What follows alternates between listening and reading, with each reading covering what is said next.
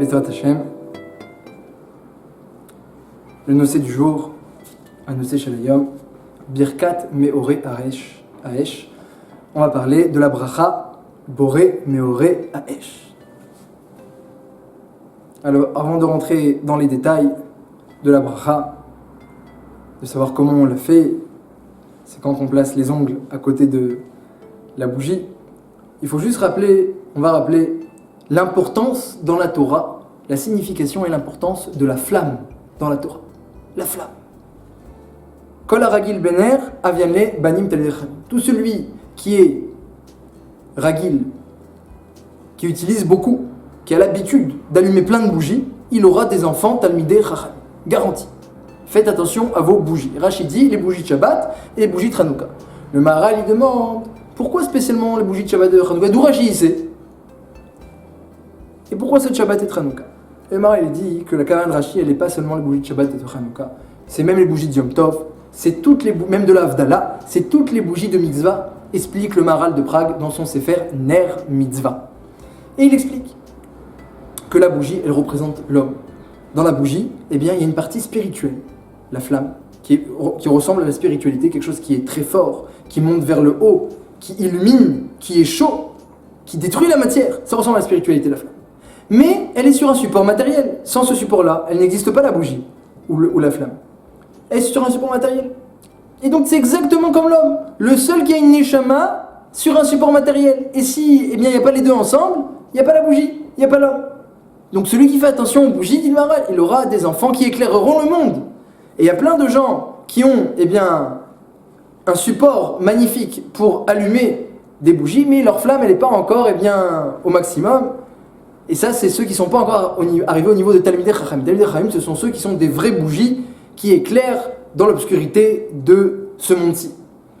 Comme ça explique le Maharal. Et donc tout celui qui fait attention aux bougies de mitzvot, aux bougies qu'Hachem a ordonnées, eh bien, il aura des enfants de Talmidei Chachamim, mesure pour mesure, de sa mitzvah. Et lui-même sera Talmid Chacham. D'ailleurs, ajoute le Magid Mishneh, si je ne me trompe pas. Al-Kol Panim, eh bien, ça c'est la grandeur de la bougie. Et en particulier, on va parler de la bougie de l'Avda. Boré Meoré Aesh, béni sois-tu Hachem, qui a créé, le feu et son éclairage. Hachem a créé le feu et son éclairage. Et cette bracha, on l'a fait Motzei Shabbat, car le feu a été découvert Motzei Shabbat par Adam Harishon. Et donc Chachamim ont fixé de faire cette bracha-là, Motzei Shabbat. La sheila, c'est une sheila qui peut se poser. Quelle est la nature de cette bracha?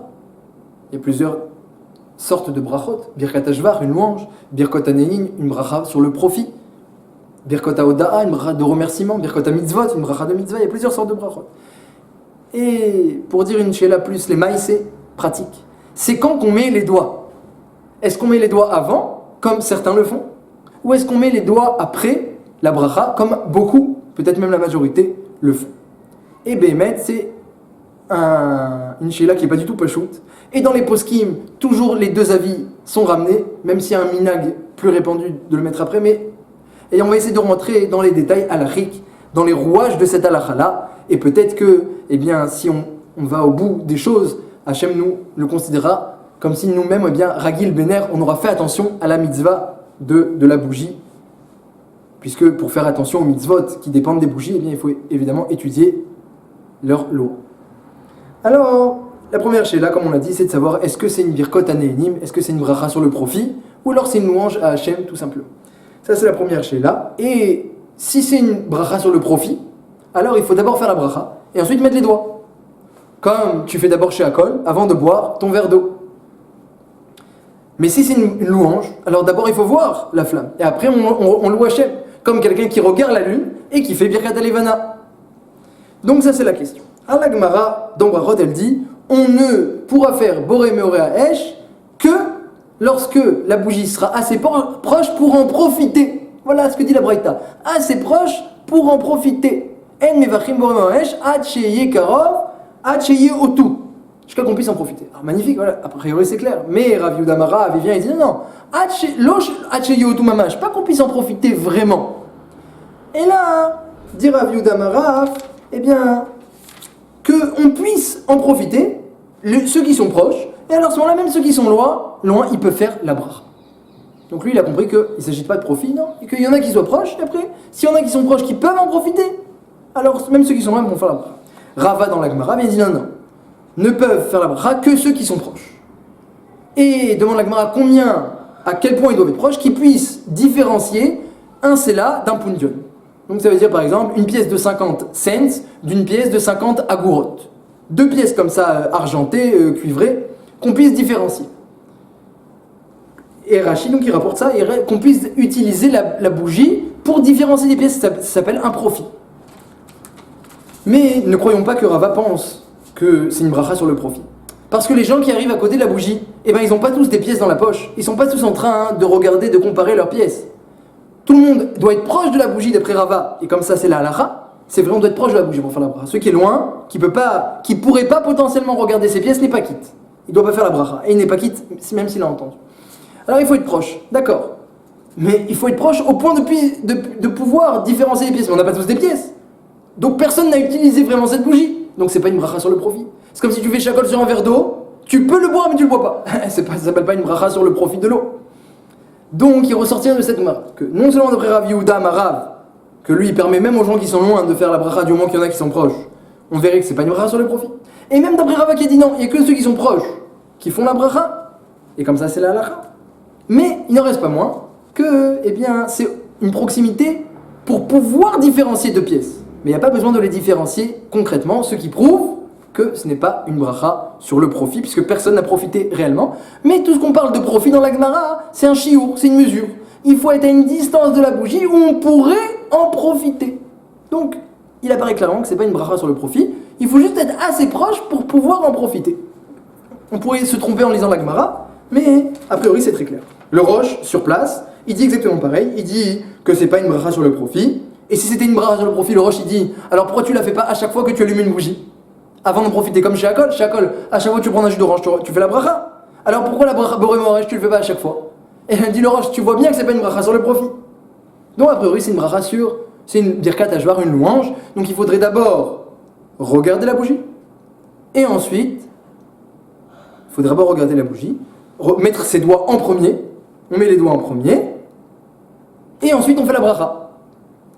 Voilà ce qui ressortirait de cette Gemara et du Roche et de tous les commentaires qui s'accordent à dire que c'est pas une bracha sur le profit. Il faut d'abord mettre les doigts et ensuite faire la bracha, ce qui n'est pas du tout le minhag courant, la plupart des gens qu'on voit, mais c'est quand même ramené dans le Kaf HaChaim, dans le Or Letzion, dans de nombreux poskim. Rav Shlomo Zalman Auerbach, c'est rapporté dans de nombreux poskim. Mishnah Berurah également dit de mettre les doigts et ensuite de faire la bracha si je ne me trompe pas. Donc, c'est un minhag courant, et c'est ça qui ressortirait de cette Gemara et des commentateurs. Mais c'est pas fini. Ça a l'air d'être une bracha sur une bracha de louange, et pas sur le profit. D'ailleurs, on regarde ses doigts. Pourquoi on regarde ses doigts? Le Roche il explique parce que tu dois différencier ton ongle de ta peau. C'est pour ça qu'on regarde ses doigts. Différencie ton ongle de ta peau, et si tu arrives à les différencier, c'est la preuve que tu pourrais différencier deux pièces. Donc, tout ce qu'on regarde nos doigts, c'est seulement pour montrer qu'on est à une distance suffisamment petite pour qu'on puisse utiliser potentiellement cette bougie. Donc encore une fois, c'est pas une histoire de profit, c'est une distance où on pourrait en profiter. Donc a priori, il faut d'abord mettre ses doigts et après faire la bracha pour faire une louange à Hachem sur la création du feu. Comme on regarde d'abord la lune et ensuite on fait la bracha, ou un arc-en-ciel et ensuite on fait aussi Zocher Abrit, ou encore un éclair et ensuite on fait la bracha. On ne fait pas la bracha avant de voir l'éclair. Évidemment. Jusqu'à là, tout va bien, tout est clair, juste qu'on ne comprend pas pourquoi la plupart des gens ne font pas comme ça. Mais ça ne nous inquiète pas. Alors à Kol Panim, le vrai problème, c'est le Bet Yosef. Le Bet Yosef, dans Ilchot Megillah, écrit que des fois, Purim, ça tombe au Motzei Shabbat samedi soir, et on va lire la Megillah à la lumière d'une bougie. Et le Bet Yosef, il ramène le Kolbouk, il dit comment tu vas utiliser la lumière d'une bougie et lire la Megillah avant la Havdalah, avant de faire la Havdalah, avant d'avoir dit Boré Moraesh? Mais tu utilises une bougie sans faire Boré Moraesh? C'est très grave. Le Kolbo dit pas du tout. D'abord tu fais la Havdalah à la choule, et après tu fais Boré, et après tu fais Boré Moraesh, et après tu fais Anikra Megillah, tu lis la Megillah. Tu vas pas profiter d'une bougie sans faire Boré Moraesh.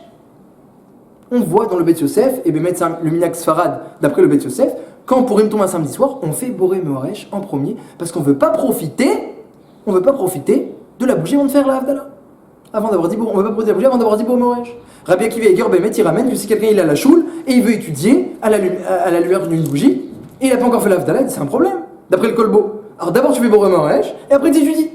Mais Rabbi Akiva dit que c'est pas extra, parce que d'après lui, Boré Moresh doit se faire dans la Havdalah. On voit qu'on le dit, cette bracha, on l'a dit dans la Havdalah. Entre Boré Perek Geffen et Amabdil Ben Kodesh Lechol. Et on s'interrompt entre le Geffen et la bracha du vin, on s'interrompt, on dit Boré Moresh, et après on boit le verre de vin à la fin.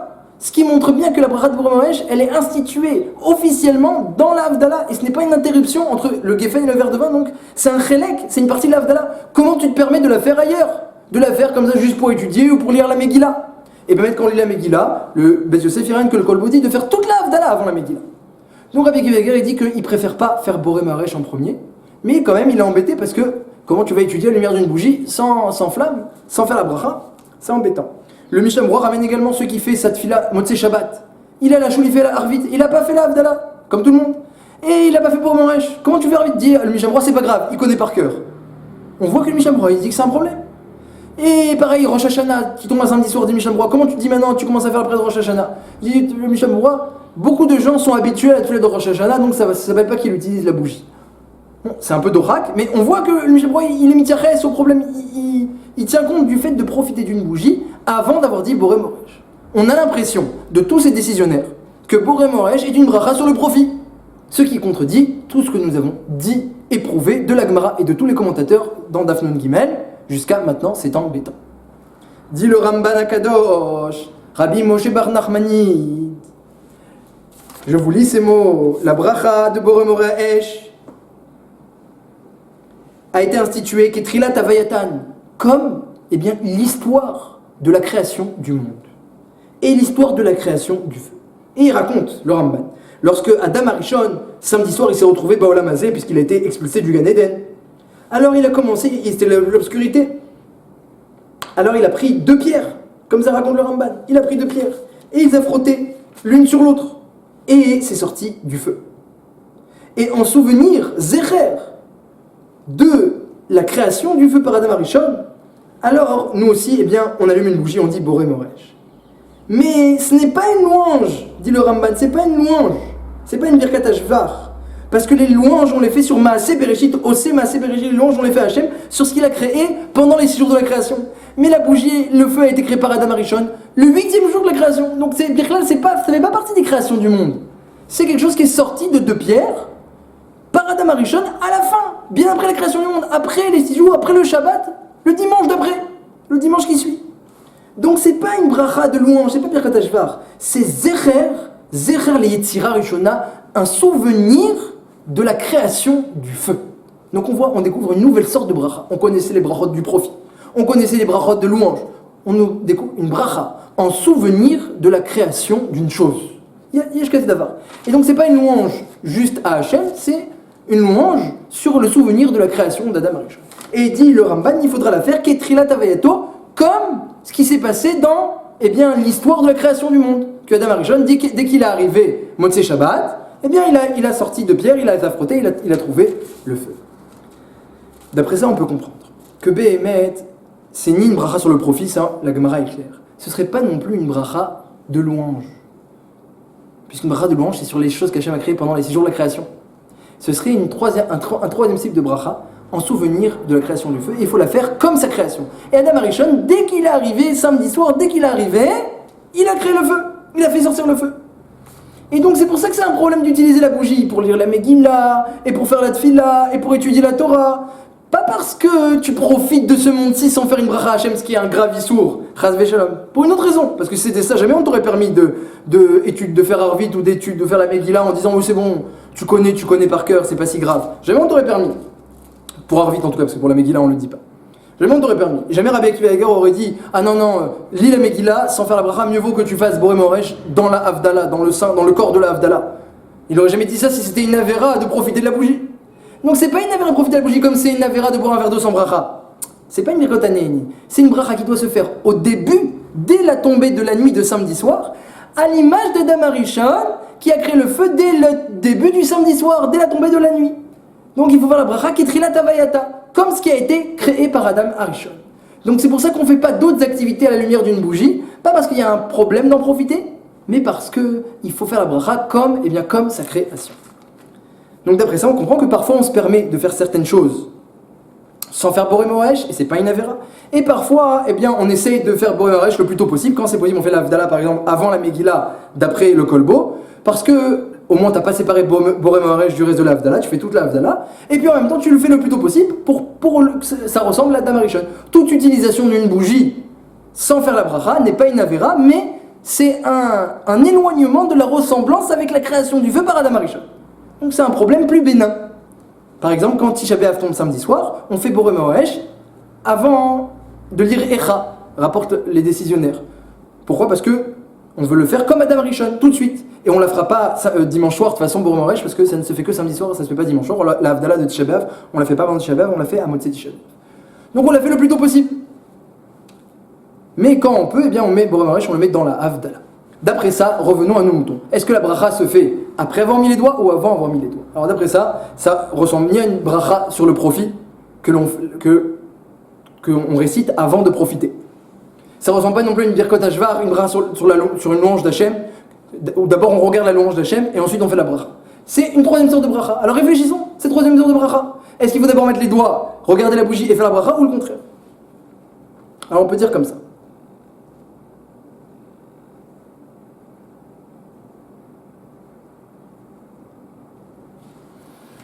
Que celui qui choisit de d'abord regarder le feu et ensuite de faire la bracha, donc il regarde ses doigts et ensuite il fait la bracha. Alors il va gagner quelque chose. D'abord il regarde ses doigts et ensuite il fait la bracha.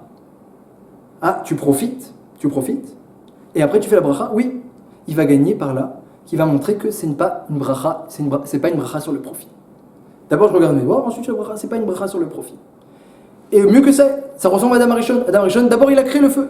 Et ensuite, peut-être qu'il a fait une bracha, qu'il a remercié Hachem pour la création. Donc, ça ressemble, c'est pas une bracha sur le profit. D'abord on regarde nos doigts, ensuite on récite la bracha.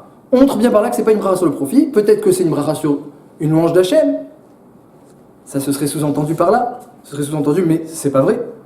En tout cas, ce qui est sûr, c'est que ça ressemble bien à Adam Rishon qui a d'abord créé le feu. Et ensuite qui a fait une bracha. Nous aussi, d'abord on regarde le feu, ensuite on fait la bracha. On montre bien par là que c'est pas une bracha sur le profit. D'ailleurs de là on apprendrait beaucoup d'halachot que quand c'est nécessaire, on a le droit d'utiliser la bougie sans faire la bracha.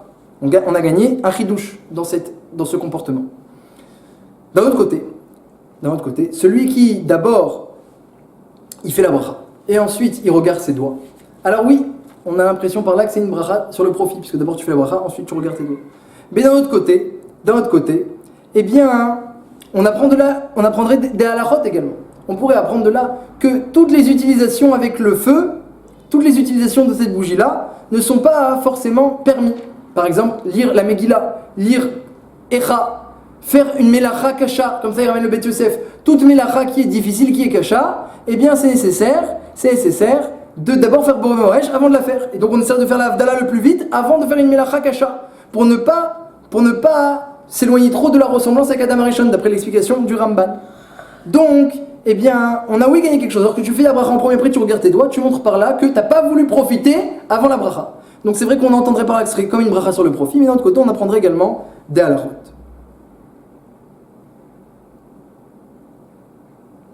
À part ça, ce qu'on gagne aussi lorsqu'on regarde, on met d'abord ses doigts et ensuite on fait la bracha, comme le minhag haolam, on gagne également la halacha de Rava. Rava a dit, ne fais la bracha que celui qui est proche de la bougie. Celui qui est loin, il n'a pas le droit de faire la bracha. Rav dit même celui qui est loin. Mais la halakha est comme Rava, seulement celui qui est proche. Donc lorsque tu mets tes doigts, tu fais la bracha, tu t'assures de ta proximité. En mettant des doigts, tu t'assures de ta proximité. Et donc tu montres bien, j'ai mis mes doigts, j'ai le droit de faire la bracha. On a gagné la vie de Rava. Donc voilà, les deux minagim se valent. Mishnah Berurah, il dit que d'abord on fait la bracha, ensuite d'abord on met ses doigts, ensuite on fait la bracha. Parce qu'il a compris que, c'est pas du tout lié à un profit. Et par contre, le Razonish, lui, il disait, mon père avait l'habitude, comme le minhag haolam, de d'abord faire la bracha et ensuite mettre ses doigts. Et on montre bien d'abord mettre ses doigts. D'abord faire la bracha, ensuite mettre ses doigts. Et c'est vrai que ça ressemble à une birkot hanéhénin, mais on apprend également de là plusieurs halachot.